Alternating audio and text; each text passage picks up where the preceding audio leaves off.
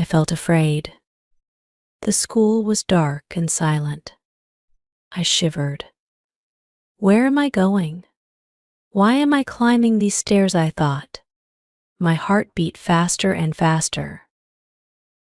Something terrible was at the top of the stairs, I sensed it, but what?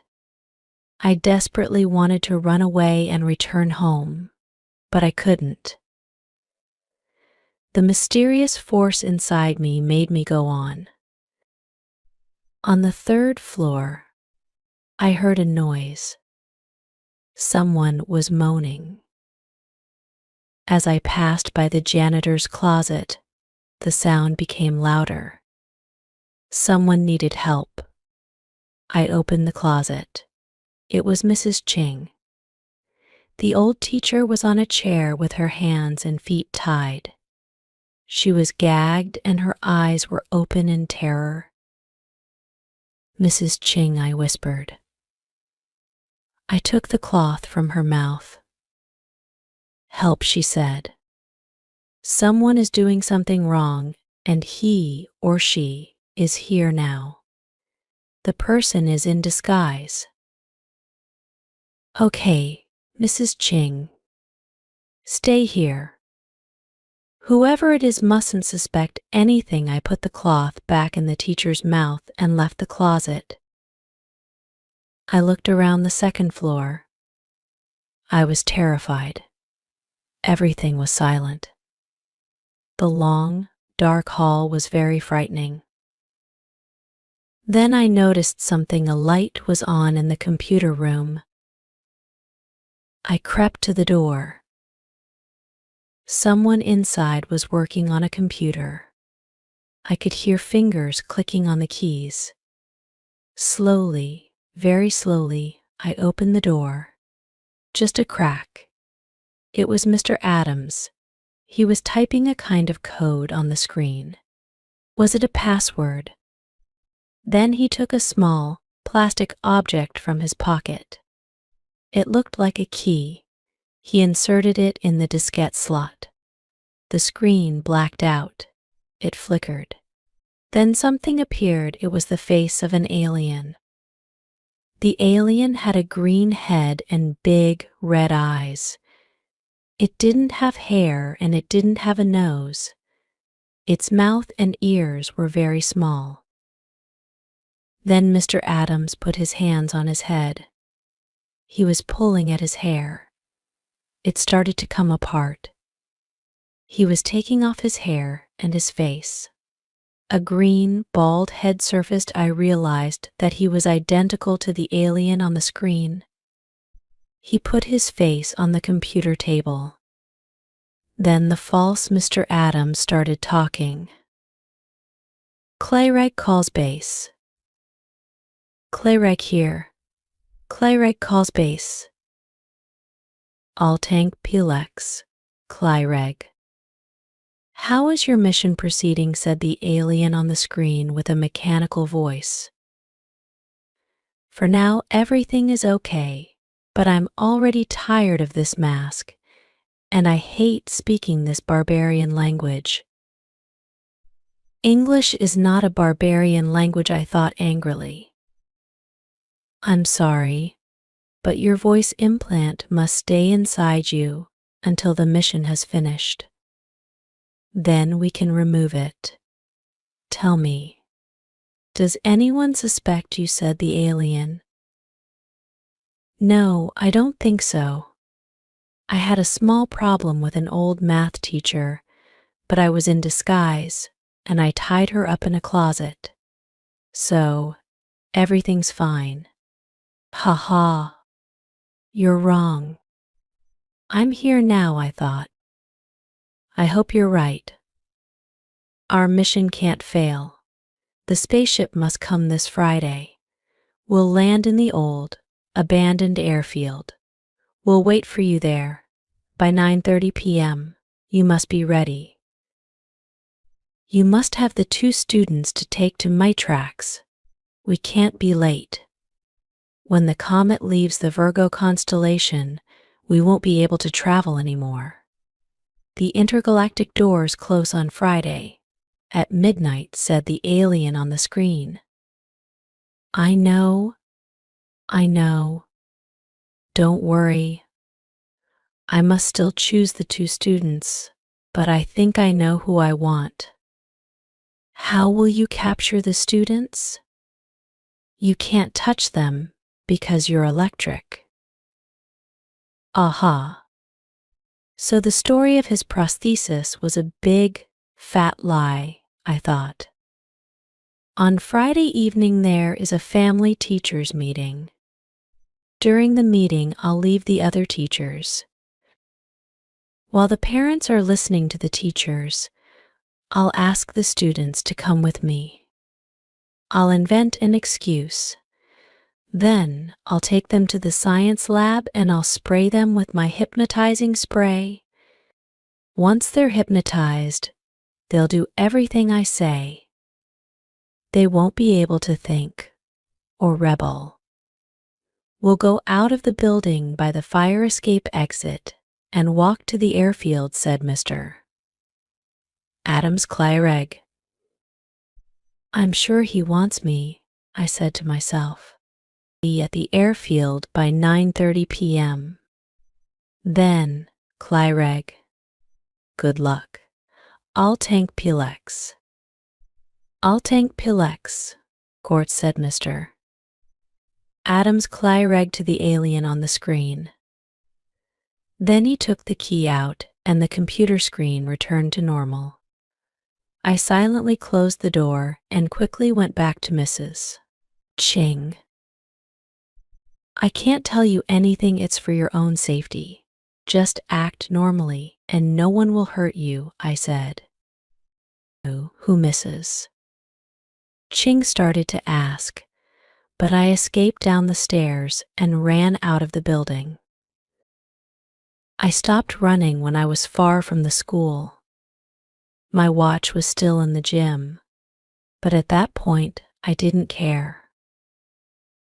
I had a lot of difficulty sleeping that night. I decided to tell Paul and Dana, but no one would believe me. The next day, as soon as I arrived at school, I went to the gym to look for my watch. Fortunately, it was still there. At lunchtime, I took Dana and Paul to an empty table and started my story. I decided to get to the point immediately. Mr. Adams is an alien, I said. No, not again. Are you doing this on purpose? Because if you're not, you have a problem, Paul exclaimed angrily. I thought you wanted to stop all this.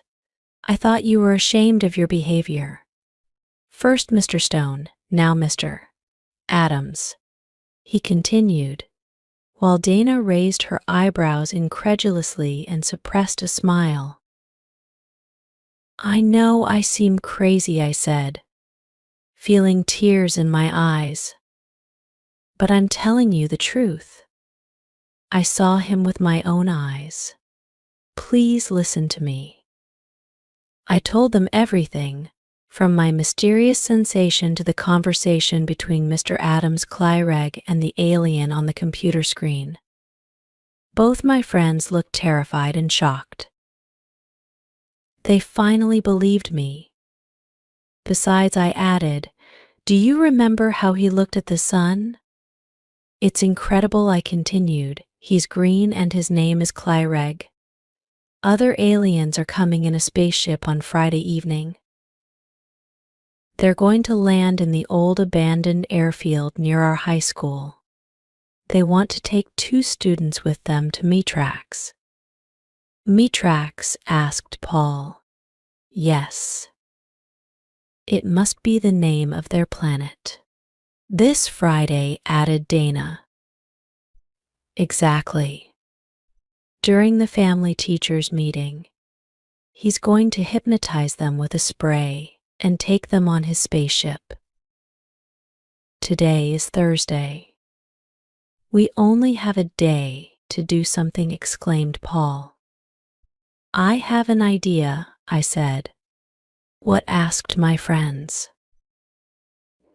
We can try to find the hypnotizing spray and take it away from him. It can only be in 2 places, somewhere in his house or somewhere in the science lab. Good idea. This afternoon after he goes home, we can look for the spray in the lab if the spray isn't there. Tomorrow morning we won't go to school. We'll get into his house in some way and take the spray, added Paul. But we don't even know where he lives, objected Dana. Well, we'll find out, I said. So we want to steal his hypnotizing spray. Maybe Matt can help us. He has a key that opens all doors, Dana said. Dana's brother Matt is a policeman. Are you sure he'll give it to you? I don't think he'll believe this story, I said. Of course not. How can he believe something like this? I obviously have to steal the key. I hope he doesn't notice.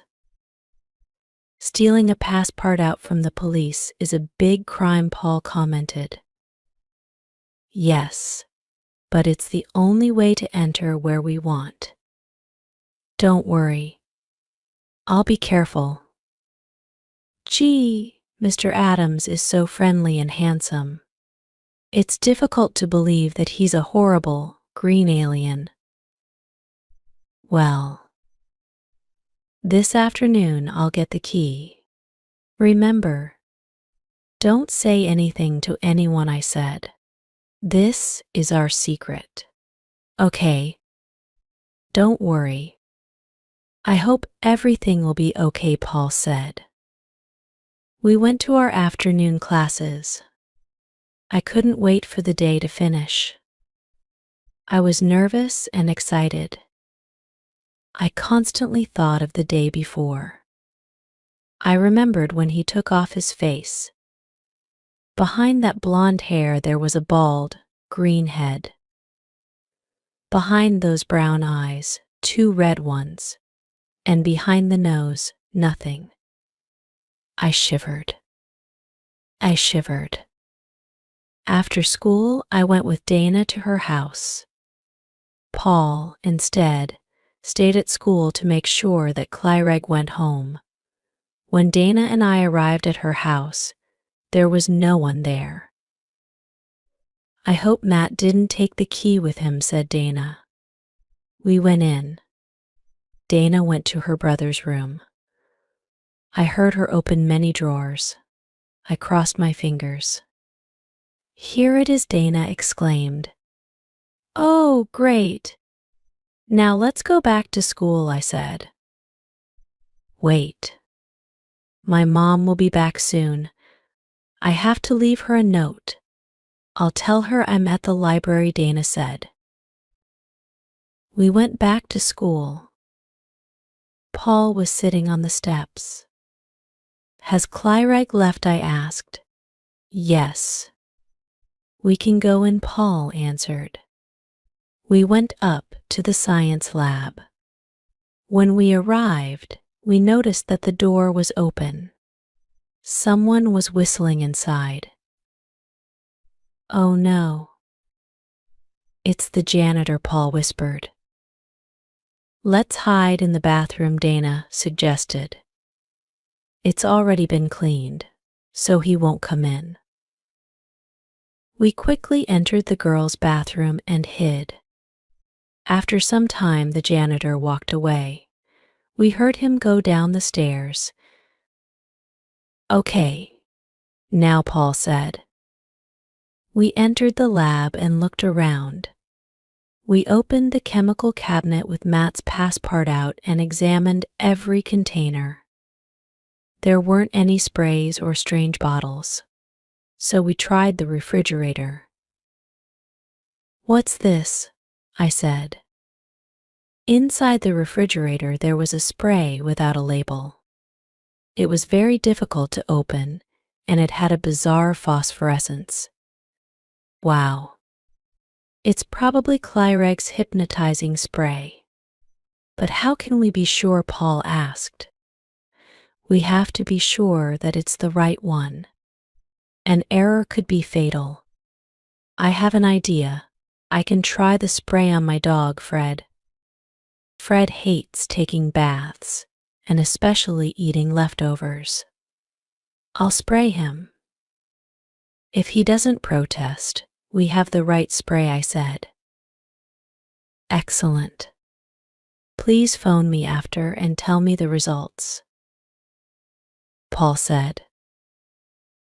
I want to know, too. Dana added. We carefully went out of the lab and left the building. When I arrived home, I prepared a big bath for Fred. Fred. Freddie, I called. The dog was in the garden. When he saw me with the big basin full of water, he barked and howled. He ran inside his doghouse. Silly dog, I thought. I took the spray, went to the doghouse, and sprayed Fred. Then I called him again, and I pointed towards the water in the basin. What a surprise! Fred calmly came out of the doghouse and jumped into the water. After Fred's bath, I went to the refrigerator and took out some leftovers. I put them in his dish and gave it to him. Food time. Fred, I said. Fred saw the leftovers and didn't protest. He started eating. It was incredible. I immediately phoned Dana and gave her the good news. Then I phoned Paul. Hi, Paul. It's me. We have the right spray. Fred has been completely hypnotized. Great. Listen, can you come to my house now? I need to talk to you. There was something strange in his voice. Paul, are you okay? Asked. Yes, I'm fine. I'll tell you everything when you arrive, okay? Please come. It's important. I took the bus and arrived at Paul's house. He was alone, as always. He was in his room with his cat, Apollo, in his arms. I want to go to Mitrax with Clyreg, Paul said. What? Yes, I want to go to Mitrax with Clyreg, Paul repeated. Are you kidding? You're crazy. No, I'm not crazy. Look at my life. My mother doesn't love me. She went away and never wants to see me. How do you think I feel? My father is always working. He doesn't care if I'm here or in Timbuktu. He only cares about his young, blonde secretaries. At school, everyone thinks I'm strange or my only true friend in class. Jenny, I'm not happy here. Try to understand. This world isn't for me. I don't like my life. I want to test my destiny and see what happens to me. Honestly, I really don't think that Clyreg wants to hurt us students. How do you know? I asked angrily, shocked at what he was saying. He doesn't give me that impression. I'm sure the aliens just want to study us. I feel I can trust them. Also, you know I love space. I've always been interested in astronomy and alien life. This is a fantastic opportunity to see life on another planet, in another galaxy. This is my dream. This opportunity will never exist again. If aliens come to Earth at the next intergalactic meeting, they certainly won't come to our town again. Listening to Paul, I started to understand his point of view, but it was terrible to think that Paul didn't have anyone. No one really cared about him. I was very sad. Running away to another planet isn't the right solution to your problems, I said. But I've tried to talk to my father about my problems. I've tried many times. Nothing has changed. Listen, I want to go to Mitrax. I feel it's the right thing for me. Something inside is pushing me to go. Maybe going to Mitrax was the best thing for Paul, although I still couldn't believe it. If you're convinced. But I'll miss you a lot. I'll never see you again, I said. Nothing is forever. You will see me again, I promise. Don't make promises you can't keep, I said, with tears in my eyes. Believe me, Jenny, sooner or later, when the next intergalactic door opens, I'll return, and I'll have many new things to tell you. Listen, he continued, we must organize our plan for tomorrow evening. When Klyreg takes the 2 students to the science lab, he'll open the refrigerator, but he won't find the spray. At that point, he won't be able to do anything, because he can't touch us. If he touches us, he'll electrocute us, Paul explained. Then he won't be able to study us anymore, I interrupted. Exactly. So, when he sees that his mission has failed, the only thing he can do is go to the airfield and leave with his spaceship. He can't stay any longer because he can't miss his spaceship. And the spaceship can't wait for him.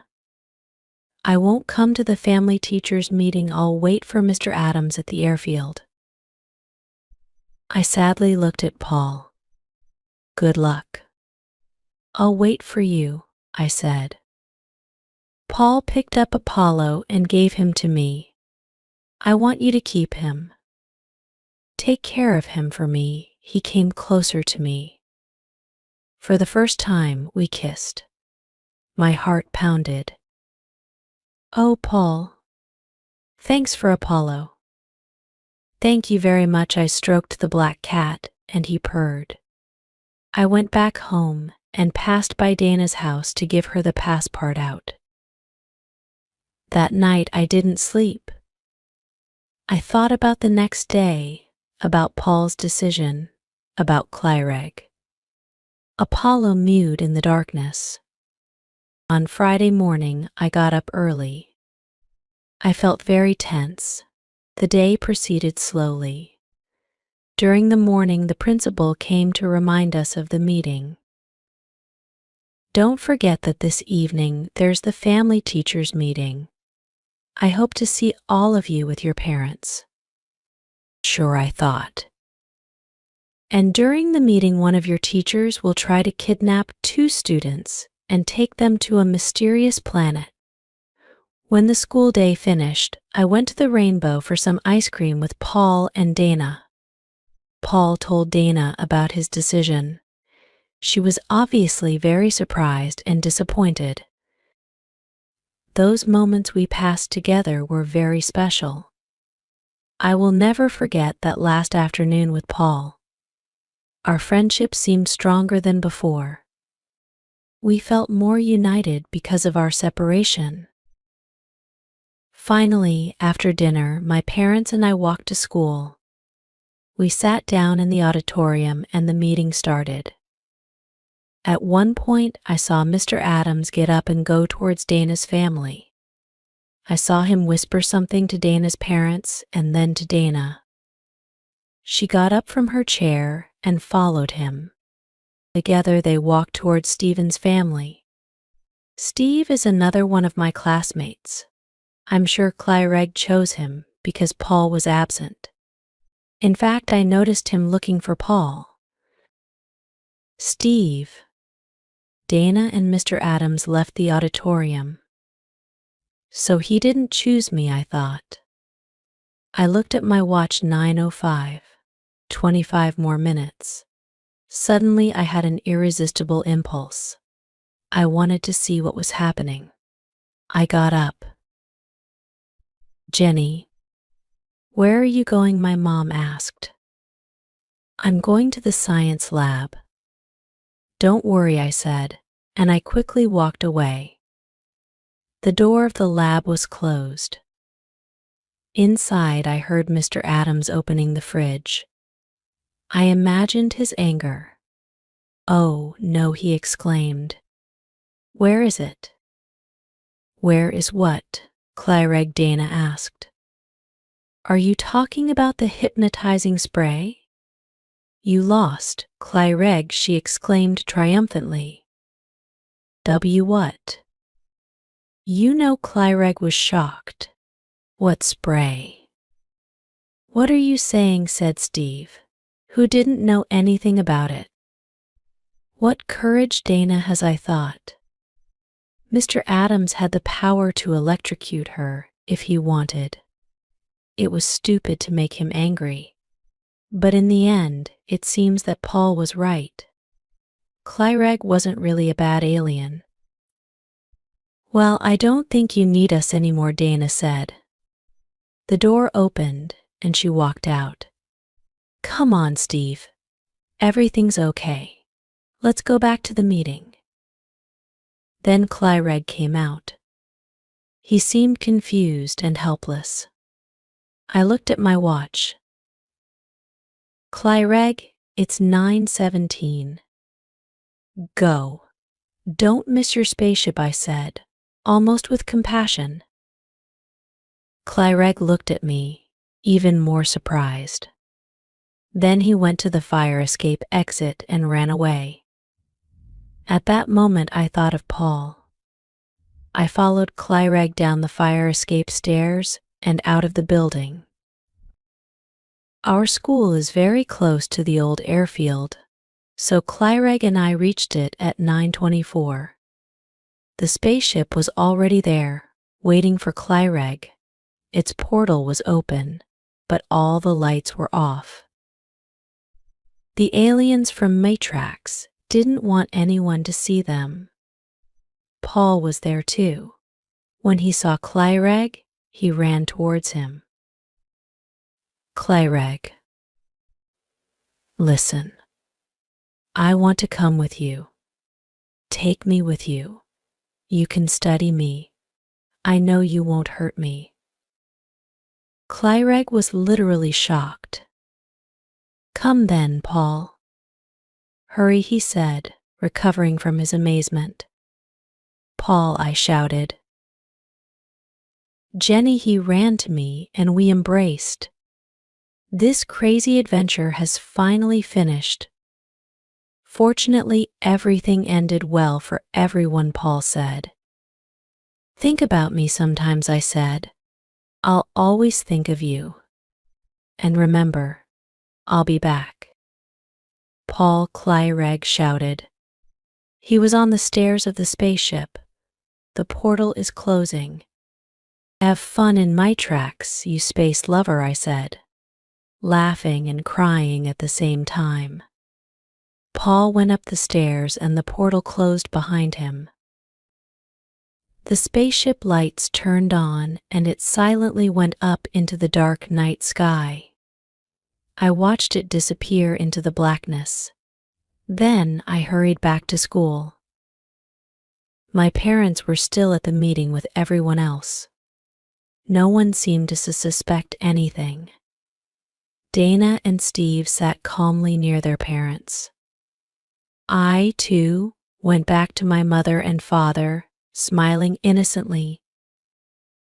Today, 6 months have passed. Everyone at school now knows the truth about Mr. Adams, although not everyone totally believes my story. We have a new science teacher. Her name is Miss Lundberg, and for the moment she seems normal. Dana and I have been to visit Mr. Stone a few times, and his relationship with our class has really improved. He seems a happier person, and this pleases me a lot. Steve is now Dana's boyfriend, and they make a nice couple. I still have the hypnotizing spray.